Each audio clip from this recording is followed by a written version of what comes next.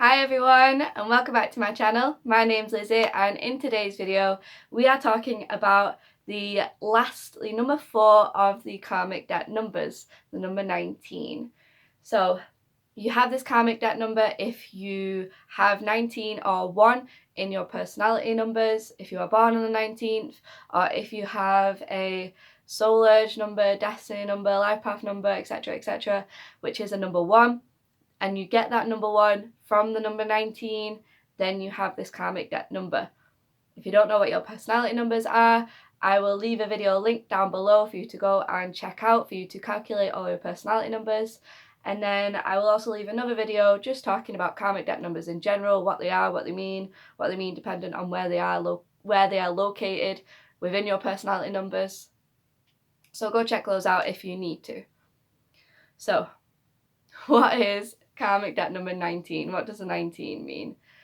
This basically means that in a past life you probably really struggled with selfishness. You probably abused your power, maybe abused your spiritual wisdom, and you did this for selfish personal gain.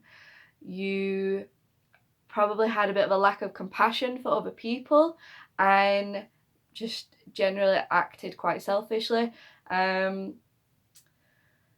So yeah, and this was not unintentional, this is not accidental, this is not doing something and not realising that it's hurt somebody's feelings. This is intentional, this is calculated, this is on purpose action to hurt somebody else for your own personal gain. This could be in many different ways. This could be, in the job front, you could have sabotaged somebody in order for you to get a job promotion. You could have purposely tried to hurt somebody else's feelings or neglect someone in terms of a love, romantic relationship, hurt your siblings in order to look better in front of your parents. It can be a very wide array of things, anything really, but just in some way that you acted a little bit selfishly. I'm going to mention as well about the spiritual wisdom, because there is also the slight tinge, I don't know if that's the right word, of abusing your spiritual knowledge. Let's say, for example, you are somebody who in a past life may have practiced magic. You could have put a negative spell on somebody, a hex on somebody, or even just a love spell that went awry, or it's a risky business using magic sometimes. So you've done that again in a way to seek some own personal gain. So people with this karmic debt number in this lifetime can sometimes struggle with narcissism, egotism, selfishness, and being very codependent on other people, or being too recluse. It swings one or the other with the karmic debt numbers. You can either be, in this case, it's either too self-involved and too reluctant to listen to other people's advice, or too codependent and too dependent on other people's advice and words and encouragement, and you have no ability to stand up for yourself. So it could be one or the other. It could even be a mix of both energies. I'm not going to lie, in my own personal opinion, I think that this is the hardest karmic debt number, because it can be very hard for us to admit that we have these tendencies, to be able to recognize and work with the ego and admit your flaws can be a very challenging thing for us humans. And I think that's why all of the karmic debt numbers start with the number 1. 13, 14, 16 and 19 obviously all have a 1 in them, and you guys have the double whammy of the 1 and the 9 coming together to come back to the number 1. So you have a double whammy of these energies.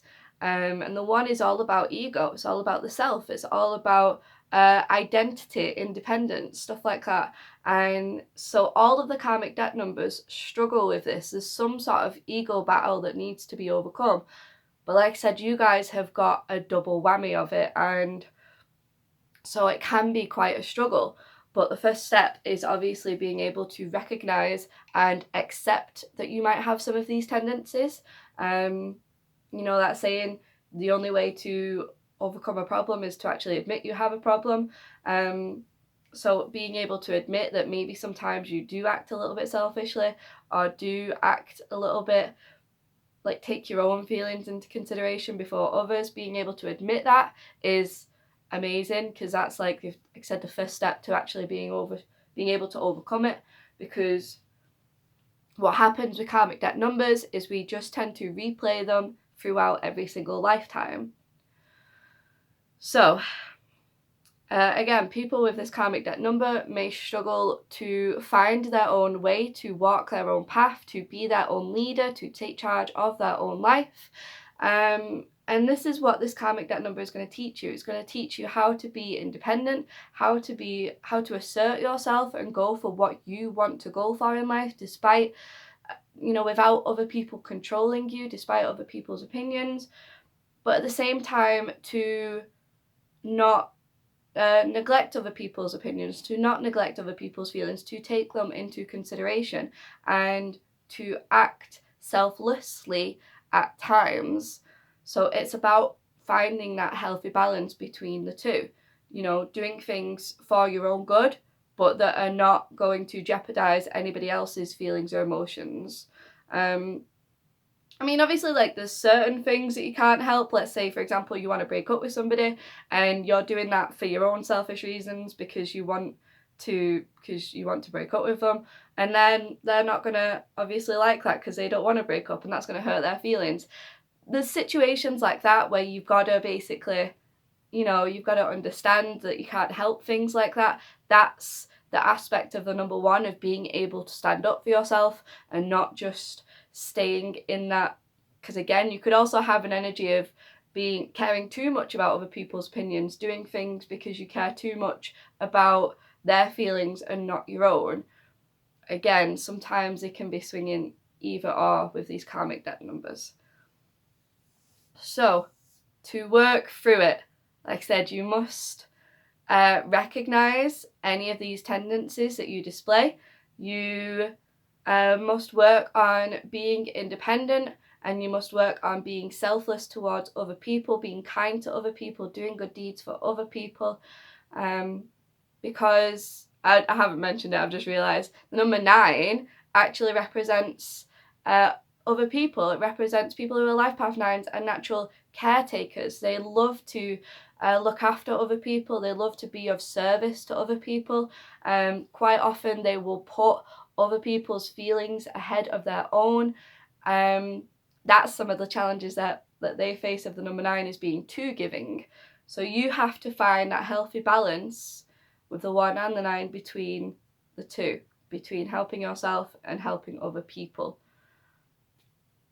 So yeah, like I said, this in my opinion is quite a difficult karmic debt number to work with, and it's going to be quite difficult for people to maybe admit that they display some of these tendencies, and that's why, again, I think it's so difficult. But yeah, so do what you can to help yourself and help others. Okay, that's all I've got to say on that one. I believe, guys, if you made it all the way to the end and this video resonated with you, please hit that like button and subscribe, and stay tuned for more videos. Alright, bye guys.